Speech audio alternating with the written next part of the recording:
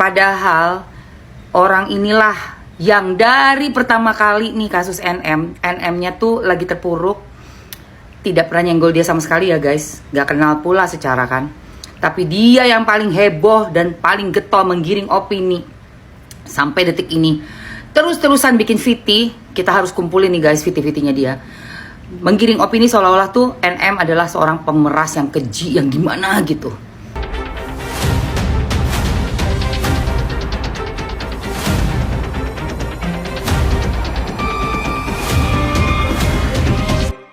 Informasi terupdate hari ini, wadidaw, akhirnya terungkap sudah alasan Bapak Taruna Ikram sebagai pimpinan dari BPOM tidak bisa menghadirkan anggotanya dalam persidangan Nikita Mirzani sebagai saksi ahli.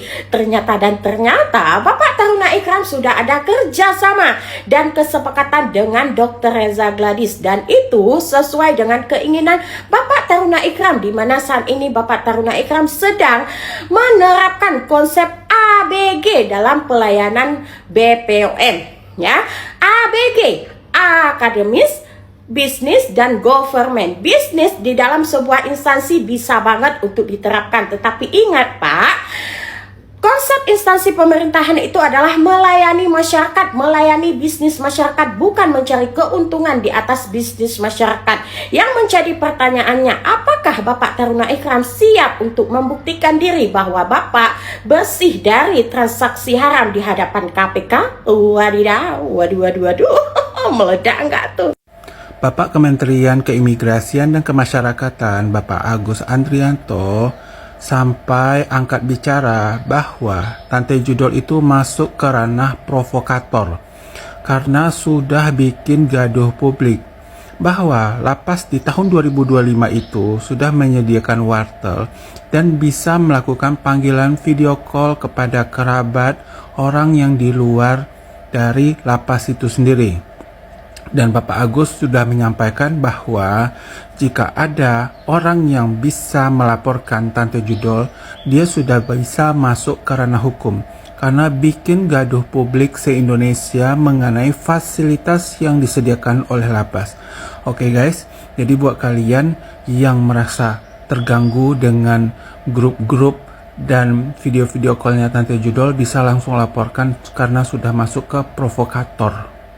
Andur, sok-sokan ngomong Niki teleponan sama dokter Oki melewati wartel. Lu lupa, Lu video call sama warwerwor, Sok-sok mau jadi provokator kau. Makanya sebelum jadi provokator jangan amnesia. Kebiasaan amnesia jadi gila kau. Rekam jejak itu tuh nggak bisa dibohongin ya. Saya seperti ini nih. Uji klinis, isinya harus tahu. Harus tahu. Jangan sampai di situ ada kebohongan. Ada penipuan pada masyarakat, nggak boleh. Jarum suntik lagi. Pantas saja ya, mafia berlenggang-lenggong ke sana ke sini. Bahkan ada oknum BPOM yang di Bandung itu berusaha untuk meres para pengusaha karena dia udah tahu nih yang diperes ini itu bermasalah.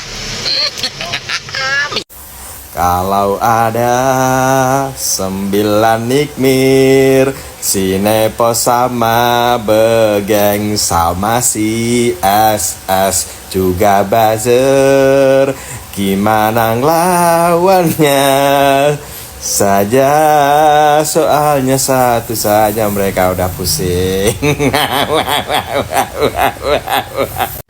Di kasus NM dan RG ini, gue lihat banyak banget orang-orang yang playing victim. Dari yang ngajakin kerjasama untuk nge-review barangnya supaya perusahaannya tetap bertahan, tapi terus meng-LP-kan, ya kan? Sampai masuk ke perdata dan mau nuntut 504M. Yang pemeras siapa ya? Terus ada yang bilang anti bully, tapi dia sendiri yang udah bikin berita hoax tentang penyakit 3 huruf untuk NM. Parah banget sih. Nah, ditambah satu lagi guys, si Gigi Kawat, penyantap hewan pengerat yang hobi banget tuh makan cicit. Dia laporin NM bikin LP seolah-olah paling merasa terzalimi, tersakiti, sudah didoxing, bla bla bla bla. Padahal orang inilah yang dari pertama kali nih kasus NM-nya tuh lagi terpuruk, tidak pernah nyenggol dia sama sekali ya guys, gak kenal pula secara kan.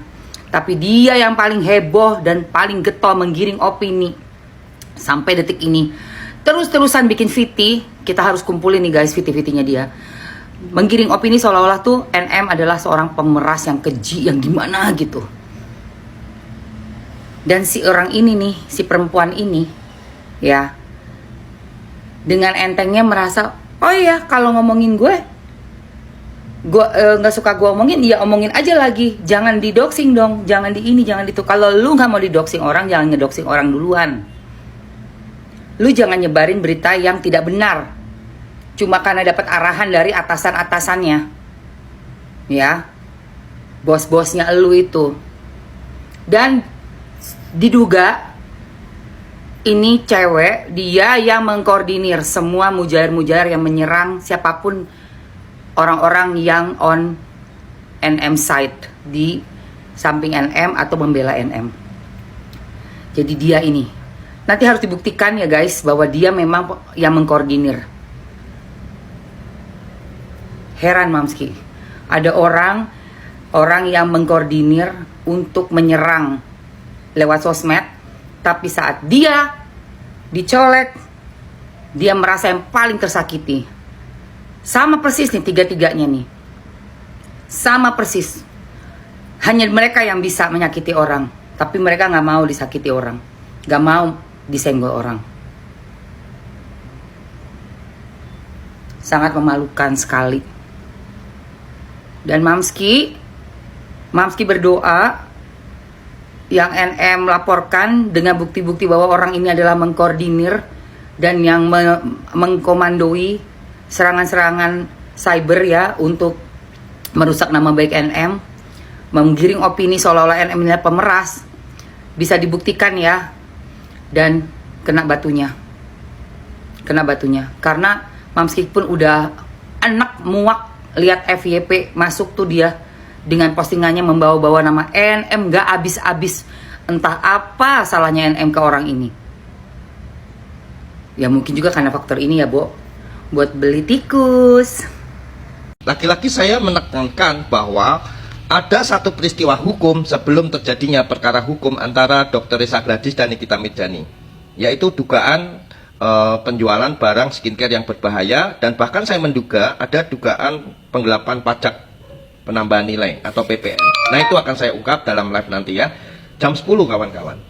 Ya, saya tetap menekankan dan itu menjadi hak masyarakat bahwa rekaman video yang dilakukan oleh Reza Gladys serta barang-barang yang disodorkan oleh pihak terlapor dan saksi dari pihak terlapor yaitu Doktif dan Nikita Mirzani sebagai terlapor itu dihadirkan, disita menjadi pertimbangan hakim. Nah, itu poinnya teman-teman.